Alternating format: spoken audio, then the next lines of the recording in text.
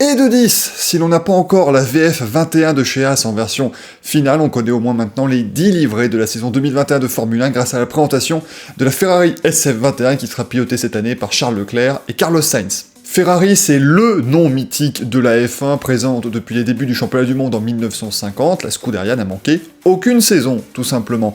Et dès le début, eh bien, Ferrari a imprimé sa patte véritablement sur le monde de la Formule 1 avec des titres mondiaux, notamment pour Alberto Ascari ou Juan Manuel Fangio. Dans les années 60, si Ferrari parvient encore à remporter des titres mondiaux, et notamment son premier titre au niveau des constructeurs, championnat qui n'a été créé que dans la fin des années 50, eh bien, l'émergence des écuries britanniques aux voitures qui sont extrêmement légères et avec des moteurs à l'arrière font que, eh bien, la domination de Ferrari s'estompe un tout petit peu sur la Formule 1. Enzo Ferrari surnommait ses équipes les garagistes, mais il se rendit quand même assez vite compte qu'il ne fallait plus simplement faire un bon moteur pour mener en Formule 1, mais qu'il fallait réussir à avoir le package entre le châssis et le bloc propulseur. L'arrivée de Niki Lauda en 1974 dans l'équipe va renforcer ce principe. Il était en effet très critique sur le châssis de la monoplace, et c'est ainsi qu'ils ont remporté encore plusieurs titres, notamment 2 avec Niki Lauda, et puis également un titre en 1979 avec Jody Scheckter.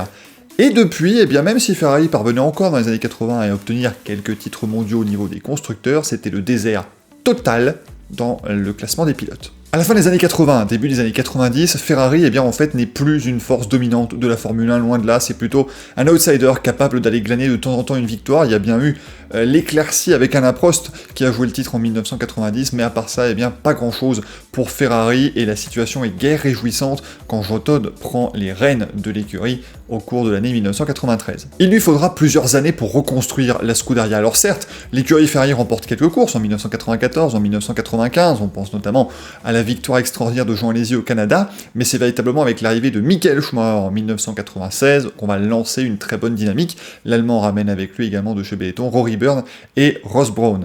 Et il aura fallu quelques années évidemment pour construire un puzzle parfait. Il y a eu des pertes du titre très proches en 97, 98 et 99, Ferrari qui perd le titre pilote à la dernière course, mais en 2000, enfin, toutes les pièces du puzzle vont se réunir et Michael Schumacher va devenir champion du monde, le premier titre pilote pour Ferrari depuis 21 ans. L'armada est lancée du coup, Ferrari, Schumacher, eh bien, ils vont remporter tous les titres entre 2000 et 2004. Depuis, eh bien, Kimi Räikkönen est devenu champion du monde des pilotes en 2007, l'écurie a gagné en 2008 le titre, et puis plus rien.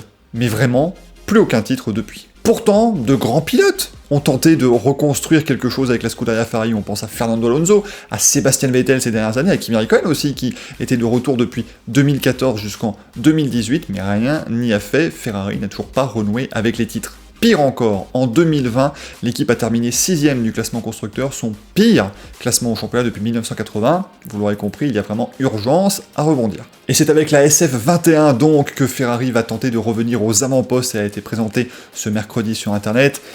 Et elle a fait plutôt parler d'elle. Comme souvent, c'est une Ferrari, mais là, encore plus que d'habitude. Allez, on va mettre les pieds dans le plat tout de suite. Oui, il y a un horrible logo Mission Window vert fluo sur le capot moteur.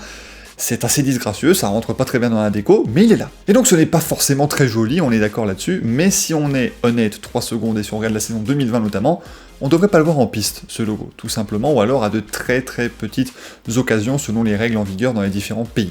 Globalement, si Ferrari et Philippe Morris avaient envie de se faire un coup de com' pas cher, ils auraient pas pu mieux s'y prendre, on ne parle que de ce logo depuis hier. Au niveau de la monoplace, eh bien, on remarque également pas mal de changements au niveau du châssis et de l'aérodynamique de la voiture. Tout cela évidemment dans les limites permises par le règlement, qui reste quand même assez proche entre 2020 et 2021, mais on remarque par exemple que tout le nez a été revu sur la partie du museau, notamment vraiment tout au bout. On a une cape qui part du milieu du museau qui va vers l'extérieur, des ouïes un petit peu plus agressives, également plus haut sur le museau. Les petites ailettes, eh bien, sont plus nombreuses, plus agressives dans leur découpe. On voit vraiment que la SF1000 n'a pas été une bonne monoplace et qu'on essaye de récupérer l'aérodynamisme comme on peut. On peut espérer du coup quand même, et bien qu'avec ces modifications, la SF21 sera beaucoup plus facile à piloter pour ces deux pilotes, Charles Leclerc et Carlos Sainz, que sa devancière. On a quand même besoin d'avoir Ferrari aux avant-postes en Formule 1, vous ne trouvez pas? Voilà pour cette vidéo sur la Ferrari SF21, j'espère qu'elle vous a plu. Si c'est le cas, mettez un petit pouce vers le haut, n'hésitez pas à commenter évidemment la vidéo, à vous abonner à la chaîne, et puis surtout à vous préparer à venir sur Twitch. Ce jeudi soir évidemment, 20h30, le Racing Café, le rendez-vous est le même d'habitude, mais venez vendredi, samedi, dimanche, 12, 13, 14 mars, nous allons vivre ensemble, en direct, en intégralité, les essais privés, les essais hivernaux, à partir de 7h55 tous les matins jusqu'à 17h10, on va beaucoup s'amuser, on va surtout décrypter pas mal de choses parce qu'il y aura beaucoup d'actions en piste. Je vous retrouve à ce moment-là la prochaine. Ciao ciao!